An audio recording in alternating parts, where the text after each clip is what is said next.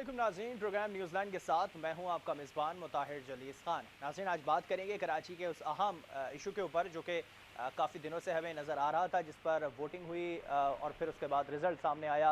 अब उस पर जो काफ़ी तहफ़्फ़ुज़ात का इज़हार किया गया दीगर पार्टीज़ की जानिब से जो हार गई, और ये शायद हमारी अब रिवायत बन चुकी है पाकिस्तान की, जो पार्टी हारती है वो यकीनी तौर पर उस पर एतराज़ात उठा देती है किसी ना किसी पॉइंट को लेके। और इस दफ़ा काफ़ी बड़े जो मार्जिन के साथ पॉइंट उठाए हैं अपोजिशन ने। कुछ 167 पोलिंग स्टेशन के हवाले से कहा गया कि वहाँ पर फॉर्म 45 पर प्रिजाइडिंग ऑफिसर के दस्तखत नहीं थे उस फॉर्म के ऊपर, फॉर्म 46 नहीं दिया गया हमें। दीगर ऐसे इशूज़ हैं जो छोटे छोटे वो अपोजिशन ने उठाए, और उसके ऊपर फिर इलेक्शन कमीशन ने दरख्वास्त एक्सेप्ट करी मिफ्ता इस्माइल साहब की, और उस पर आज फैसला सुना दिया गया है। दोबारा से गिनती की जाएगी। पोलिंग का अमल तो नहीं होगा दोबारा से, क्योंकि पीटीआई ने इसका मुतालबा किया था कि दोबारा से वहाँ पर इलेक्शन कराया जाए, जो कि शायद अब पॉसिबल नहीं। इलेक्शन कमीशन ने उस पर नोटिस नहीं दिया इतना। लेकिन गिनती का अमल अब 6 तारीख को होगा, सुबह 9 बजे होगा। उसके बाद रिजल्ट क्या आएगा। पीपल्स पार्टी इसका दावा कर रही है कि हम फिर भी जीतेंगे, मगर दीगर पार्टीज कहती हैं कि हम जीतेंगे और जो भी रिजल्ट आएगा हम उसे खुले दिल से तस्लीम करेंगे, चाहे वो हमारी हार की सूरत में आए या जीत की सूरत में आए। मगर इस पर अपोजिशन अपना क्या मौकफ रखती है, और हुकूमत ने इस पर कहा था कि हम दोबारा से पोलिंग कराना चाहते हैं, और वो उनकी इस्तदा मंजूर नहीं की गई, उसे मुस्तरद कर दिया इलेक्शन कमीशन ने। उस पर भी हुकूमत का भी मौकफ लेने की कोशिश करेंगे कि हुकूमत की जानिब से इस पर वो क्या रद्द-ए-अमल देने की कोशिश कर रहे हैं। इसके साथ साथ इंतखाबी इस्लाहात जो हुकूमत लाने के लिए अब बज़द होती हुई दिखाई दे रही है। एक तरफ उन्होंने कहा कि जो इंतखाबी जो मसला है, जो अमल होता है वोटिंग का, वो शफाफ नहीं होता। फिर 2018 के इलेक्शन को फिर हम किस तरह से शफाफ देख सकते हैं, डस्का का इलेक्शन किस तरह से शफाफ देख सकते हैं, और अभी जो रिसेंटली NA 249 हुआ वो हम पे किस तरह से शफाफियत उसकी बरकरार रख सकते हैं। ये बहुत सारे सवाल ऐसे हैं जो कि अब उठते हुए दिखाई देंगे। इसी में बात करेंगे। हमारे साथ स्टूडियो में गेस्ट मौजूद हैं, उनसे आपका तारुफ करा दें। सबसे पहले हमारे साथ तशरीफ़ फरमा है उबैद शाह साहब हैं, तज़कियाकार हैं, आपको खुशामदीद कहते हैं, और यकीनी तौर पर NA 249 और इंतखाबी इस्लाहात आपसे इस पर पॉइंट लेने के लिए हम ज़्यादा कोशिश करेंगे। इन्हीं के साथ तशरीफ़ फरमा है राना गुलजार ताज साहब हैं, आपका ताल्लुक है पाकिस्तान पीपल्स पार्टी से, आपको खुशामदीद कहते हैं। इन्हीं के साथ तशरीफ़ फरमा है मिर्ज़ा इश्तियाक बेग साहब हैं, मुस्लिम लीग नून साहब का ताल्लुक है, आपको खुशामदीद कहते हैं। उबैद साहब, मैं आपकी तरफ आऊँगा सबसे पहले। NA 249 एक तरफ तो पहले वोटिंग हुई, काफ़ी इस पर शोर हुआ। उससे पहले जब हमने देखा अली मादर शेख साहब का रिएक्शन, वो भी सबके सामने था। एक बार फिर से हमने वही उसमें सूरत हाल देखी उसी हल्के में। रिजल्ट आ गया, पीपल्स पार्टी जीत गई, नून लीग को शायद नहीं हजम हुआ। किस तरह से देखा आपने इन तमाम चीज़ों को, और अब दोबारा से गिनती का अमल शुरू होने वाला है, आपको क्या लगता है कौन इस दफ़ा जाएगा? मुताहिर भाई, बात यह कि बज़ाहिर ये तासुर था जो सियासी पंडित हैं और जो समझते थे हल्के के हालात को, और उसके जो माजी का ट्रैक है वहाँ पे जिस तरह से वोटिंग होती रही है उसको देखते रहे रिजल्ट्स को, तो अंदाज़ा ये था कि ये सीट मुस्लिम लीग नून की है। नून से बैठे हैं, बेग साहब हमारे नुमाइंदगी करते हैं, ये भी इस बात को, ये तो जाहिर है यही कहेंगे कि नून की ही सीट है, लेकिन इंडिपेंडेंटली भी यही समझा जाता था कि ये सीट जो है वो शहबाज शरीफ साहब 700 वोट से हारे थे लास्ट टाइम इसमें। पहले एजाज शफी साहब भी यहाँ से मैंने रहे मुस्लिम लीग नून के। तो पीपल्स पार्टी इस गेम में कभी नज़र आती नहीं थी, ना ही पीपल्स पार्टी ने कोई बड़ा शो वहाँ किया, ना उनकी कोई लीडरशिप वहाँ पहुँची, ना कोई बड़ा जलसा किया। जी हाँ बिल्कुल। ना MQ में एक दफ़ा ऐसे सीट निकाल चुकी है, ख्वाजा मंसूर साहब शायद गालिबन उनका नाम था, मेरे थे यहाँ से, लेकिन पीपल्स पार्टी इस गेम में नहीं थी। तो पीटीआई का भी कोई असरात नहीं नज़र आते थे कि पीटीआई कुछ कर पाएगी, क्योंकि पीटीआई से लोग ज़्यादा पीटीआई पर तनकीद करते हैं और उनकी पॉलिसियों के नाक़िद है। लेकिन पीपल्स पार्टी अचानक ऑल ऑफ ए सडन उसने एक पोजीशन बनाई, और उसके पीछे जो समझा जाता है वो ये है कि बहुत मैसिवली डेवलपमेंट वर्क। अच्छा, जो ये हल्का कहा जाता था कि अनप्रेडिक्टेबल है, कभी किसी के पास जा सकती है सीट। पीटीआई देखें पॉपुलेशन को आते ही लिया, और पीपल्स पार्टी जो यहाँ से कभी जीती नहीं, वो इस दफ़ा अब जीत गई। मुस्लिम लीग नून का हल्का 92 में 88 में जीती। अच्छा, नसरुल्लाह साहब। तो ये अनप्रेडिक्टेबल सीट, आप समझ सकते हैं कि आप दोबारा से रिजल्ट चेंज होते हुए दिखाई देंगे? तो नहीं, देखें परेशानी होगी देखें दीगर पार्टीज को। देखें पीटीआई का तो मौक़िफ़ ये है कि जी 5% से ज़्यादा जो सबसे विनिंग कैंडिडेट है, टॉप वोट टेकर है, उसके भी वोट टोटल वोट से 5% से ज़्यादा नहीं है। और जब डिफरेंस भी बहुत कम होता है तो रीकाउंटिंग होती है। बिलावल जरदारी साहब ने तो उसको खैर मकदम किया है, उन्होंने वेलकम किया कि जी कर लें रीवोटिंग, कोई वो इशू नहीं है। 6 तारीख को तमाम पार्टियों को कहा गया कि वो आ जाएँ और रीवोटिंग करें, लेकिन रीपोलिंग करें, यानी सॉरी रिकाउंटिंग करें। लेकिन बात यह है कि रिकाउंटिंग में शायद 200, 400, 300 वोट्स का फ़र्क आएगा।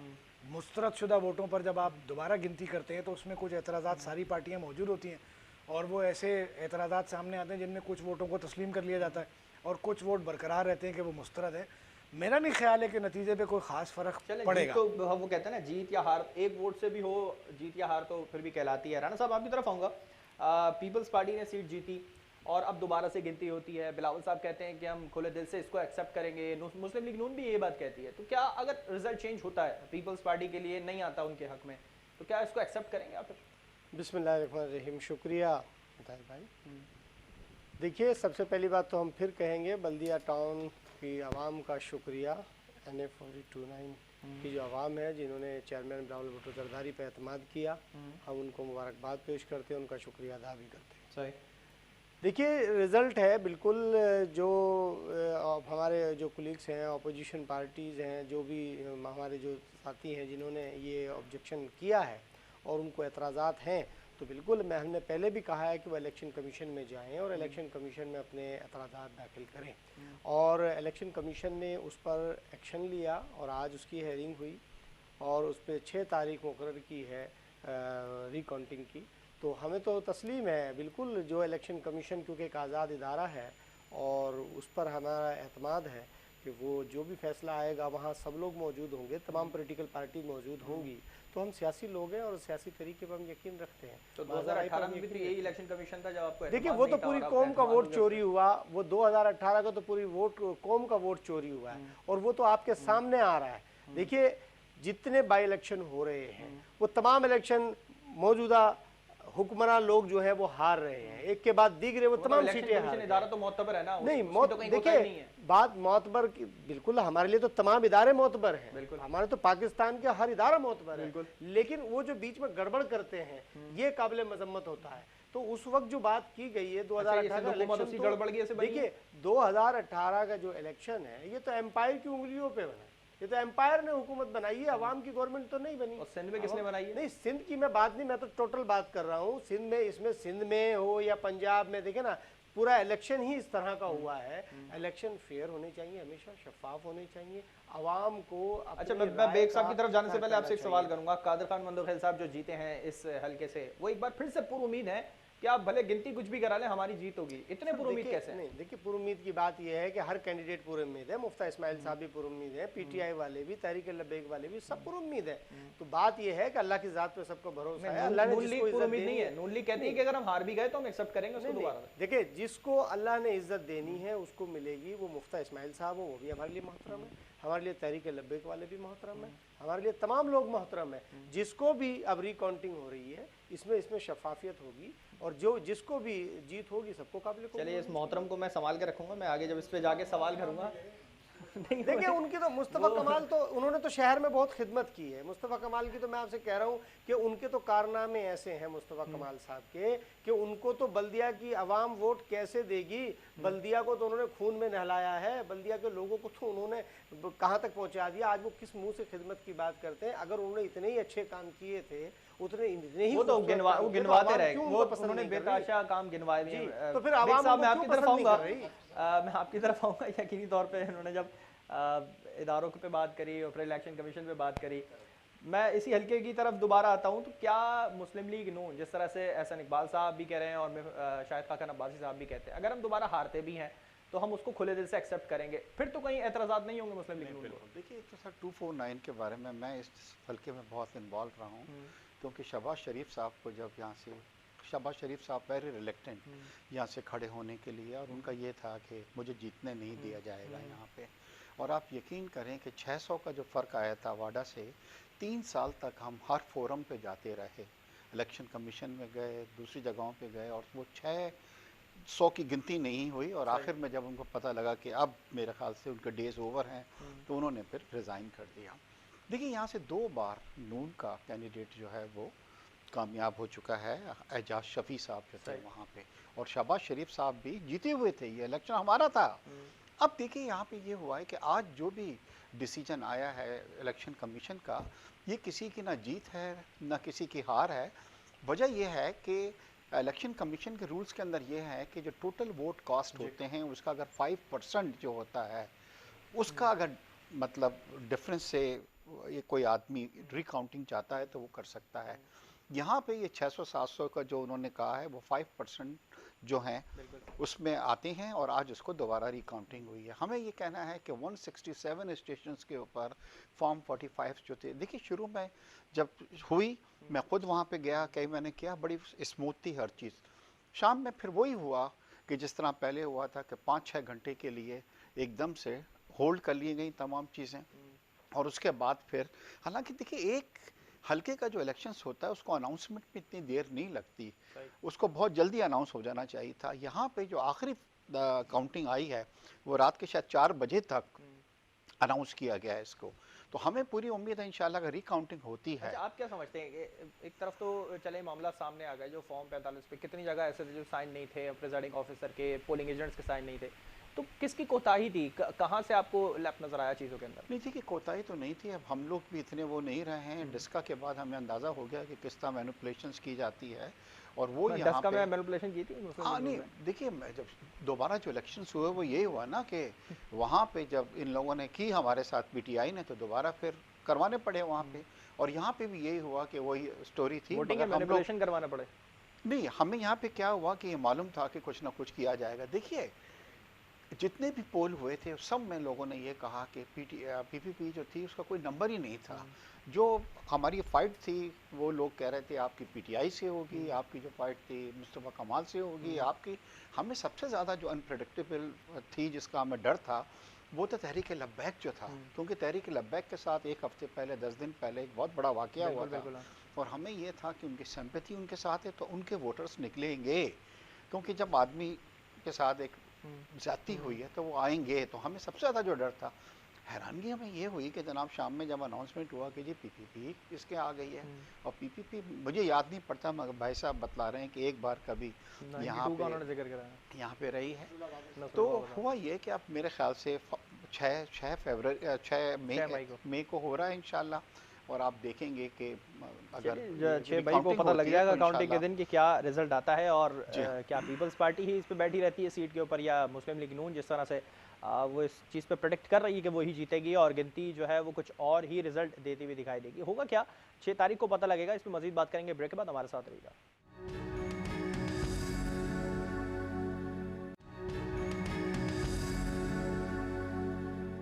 वेलकम बैक नाज़रीन। ब्रेक से पहले हम बात कर रहे थे NA 249 के हवाले से, और उस पर जो रिज़ल्ट चेंज करने की बात अब चल रही है, और किस तरह से गिनती होगी, क्या तमाम पार्टीज़ पे मुत्तफिक हो जाएंगी अगर किसी के हिस्से में भी ये रिज़ल्ट चेंज होकर जाता है।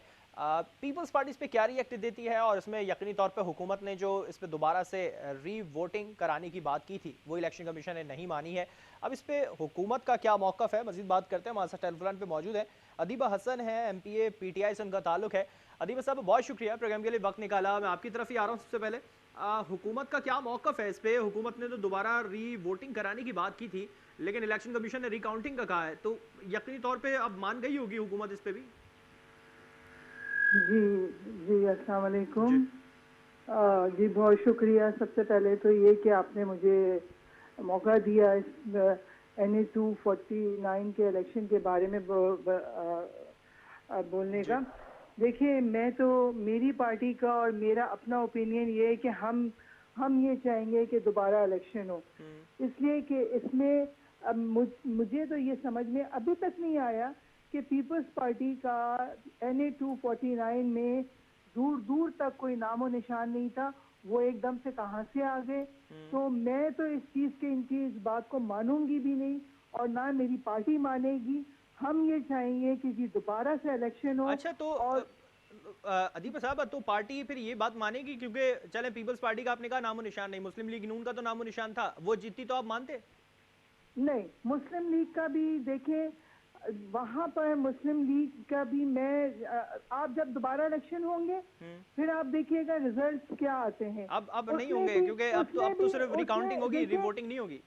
नहीं, उसमें भी आप ये देखिएगा जब दोबारा इलेक्शन होंगे आपके सामने रिजल्ट होगा, क्योंकि मैंने खुद जाके, जब मैं वहाँ पे गई थी, मैंने खुद जाके वहाँ पे सर्वे करा था। मैं खुद सर्वे क्या करता, जब मैं वहाँ पे गई थी मैं देख रही थी वहाँ पे माशाल्लाह से अमजद आफरीदी के लिए लोगों ने खुद ये कहा था कि जी हम यहाँ पर उनके फेवर में हैं। दूसरी बात ये कि वहाँ पर पीटीआई के फैसल वाडा साहब ने जितना काम किया है और करवाया अच्छा, था। यहाँ मैं रोकूंगा। फैसल वाडा साहब ने अपने कहा कि जितना काम किया है, मगर कल असलम खान साहब की वीडियो आई, वीडियो पैगाम में उन्होंने कहा है कि हमारे 5वें 6ठे नंबर पर आने का मतलब ही यही है कि फैसल वाडा साहब ने हल्के में कोई काम ही नहीं करा है। तो आपकी अपनी पार्टी के ही रहनुमा ऐसी बातें कर रहे हैं तो कैसे चलेगा फिर? नहीं, उनको उन्होंने कुछ और किसी और मकसद के लिए कहा होगा, लेकिन फैसल वाडा साहब ने वहाँ पे, मैंने खुद देखा, वहाँ पे रोड्स बनाई हुई हैं।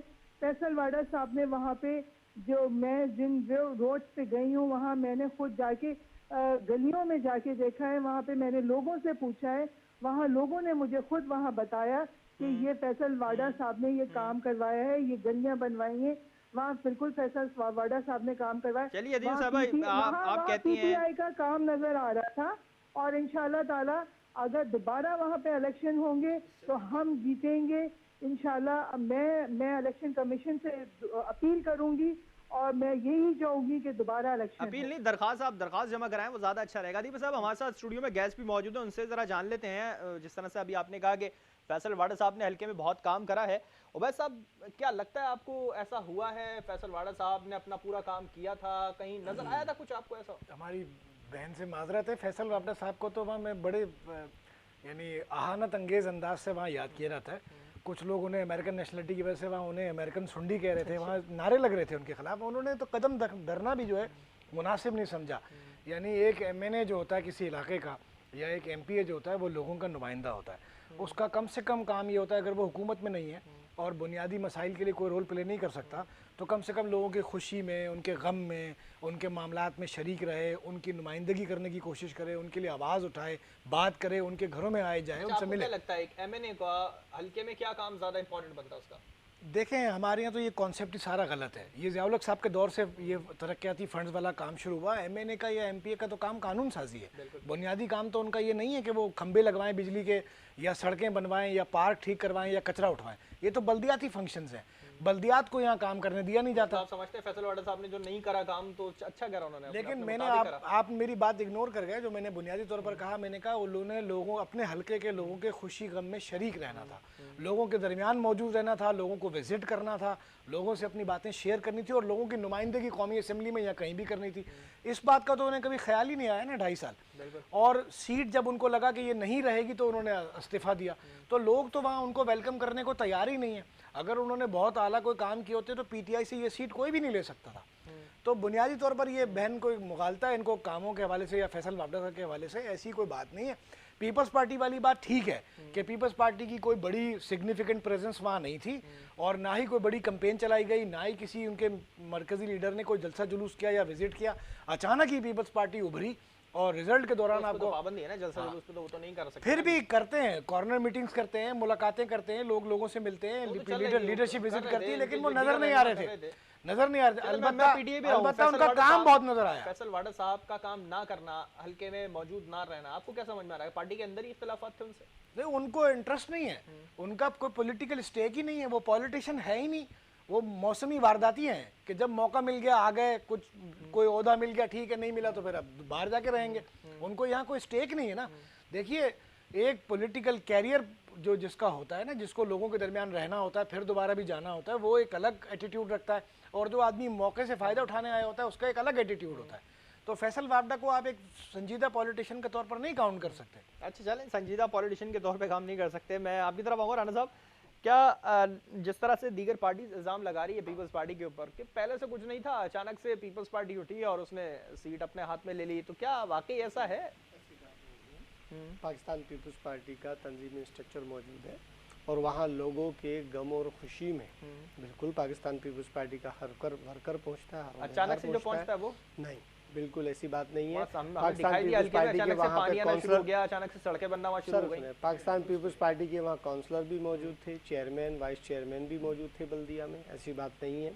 पाकिस्तान कितने थे? पीटीआई से ज्यादा नजर आते हैं? नहीं, देखिए, मैं पीटीआई किसी से मुकाबला इस चीज़ में नहीं करते, ये अवाम का फैसला होता है। अवाम ने वोट दिया है, कोई हमने अपने घर से जाके वोट नहीं डाले, ठीक है। कॉर्नर मीटिंग्स भी हुई हैं, अवाम में मोबिलाइजेशन भी की है, और पाकिस्तान पीपल्स पार्टी ने अपना पूरा मुकम्मल वहाँ वर्क किया है, वो इसको तस्लीम करे या ना करे, लेकिन जो वोट आवाम ने दिया क्या किया पीपल्स पार्टी ने, क्या वर्क किया? देखिए आवाम में जो मोबिलाइजेशन होती है, पानी का मसला, वो लाइनें तो डल गई, चले समझ में आता है, उस पर हाइड्रेंट भी बन गए, वो समझ में नहीं आता, वो तो सिंध हुकूमत का काम था ना। नहीं देखिए, पानी का जहाँ तक मसला है, बिल्कुल हमने वहाँ पे पानी का जो स्पेशली पानी का जो काम करा है, पानी का पूरी कराची में मसला है, खाली एक जगह पर नहीं है, सबसे बड़ा मसला है। मैं सब जगह का मसला है, मैं आपसे कह रहा हूँ। पानी, आबादी इतनी बड़ी हो गई है, इतना तो पानी भी नहीं है, लेकिन वो एक तरीक़ेकार से सबको पानी दिया जाता है।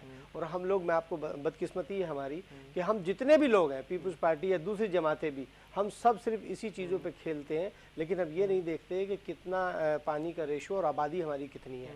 लेकिन फिर भी पाकिस्तान पीपल्स पार्टी ने तकरीबन 50 लाख रुपए का पानी का काम कराया है वहाँ पे।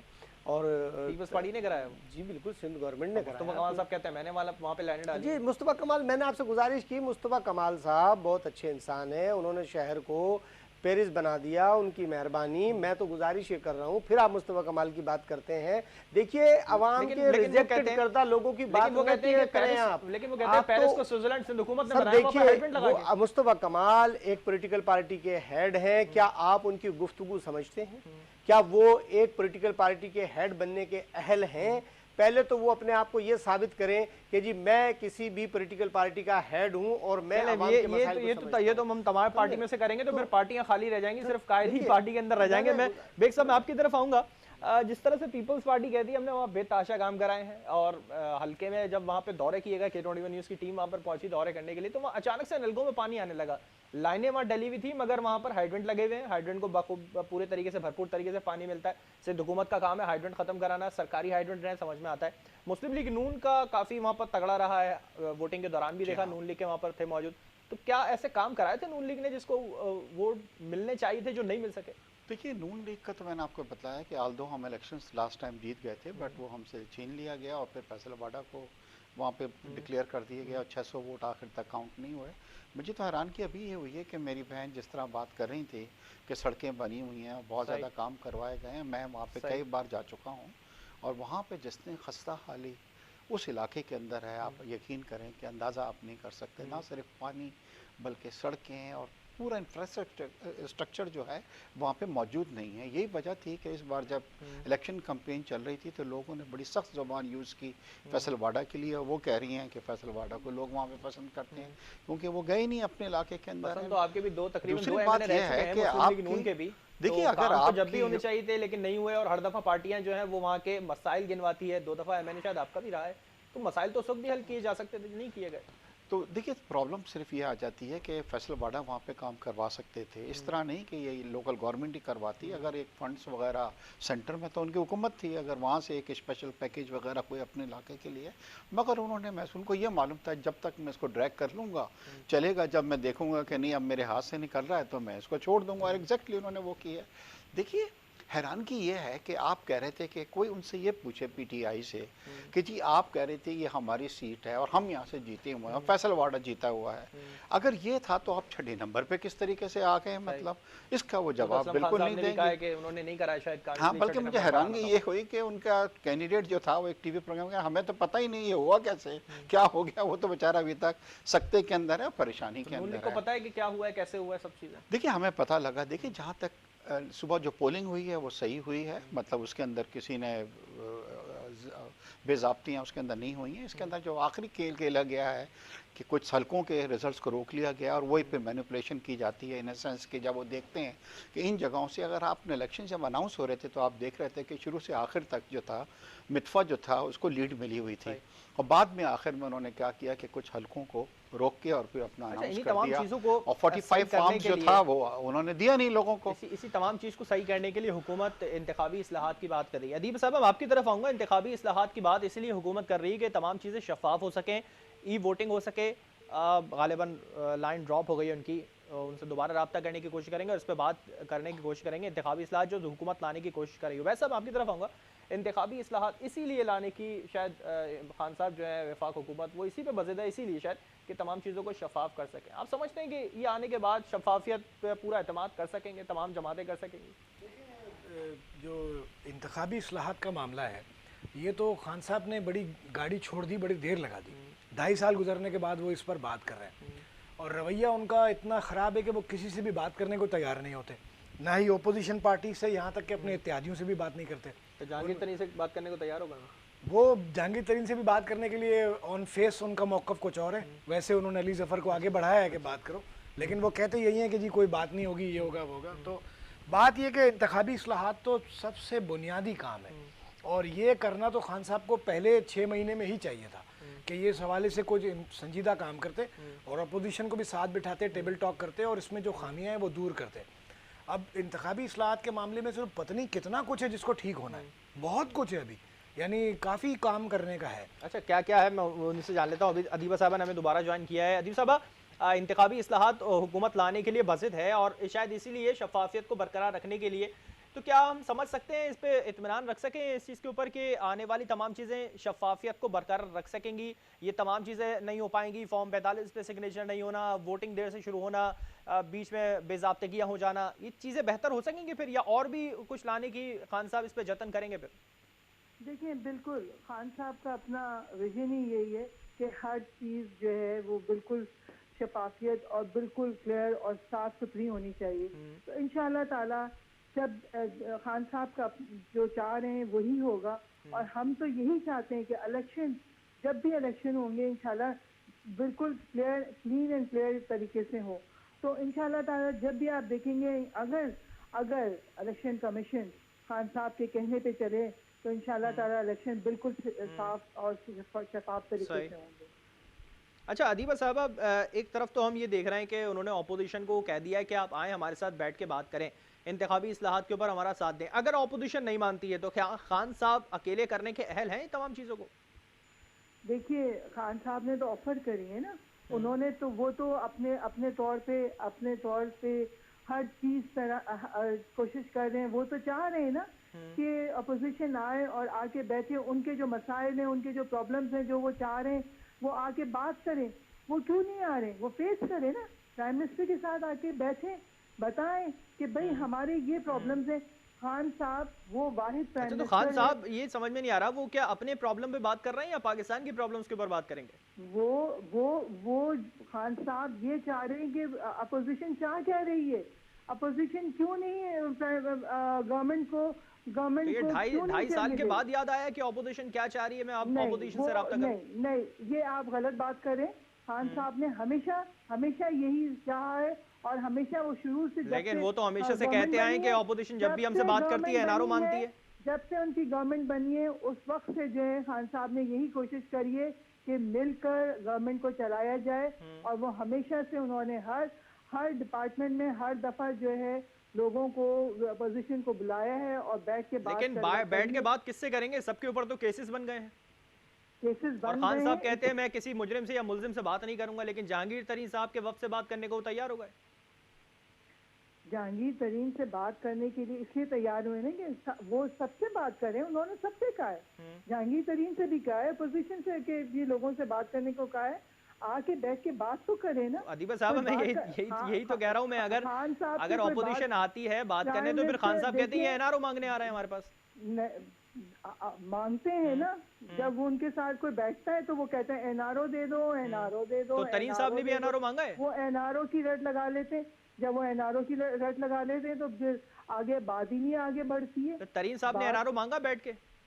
नहीं, अभी तो नहीं मांगा ना। आप देखिए, मतलब मांग सकते हैं आगे वो? अभी जब वो जहांगीर तरीन बैठेंगे बात करेंगे फिर आगे बात देखेंगे ना, आगे वो क्या बात होती है। चले, मैं अपोजिशन से पहले से आपसे ऐसे कैसे कह दूं? मैं आपसे पहले से ऐसे कोई बात नहीं। चले, खान साहब भी तो पहले से ही कह रहे हैं कि अपोजिशन एनआरओ मांगने आ रही है। मैं अपोजिशन से पूछ लेता हूं इस पे।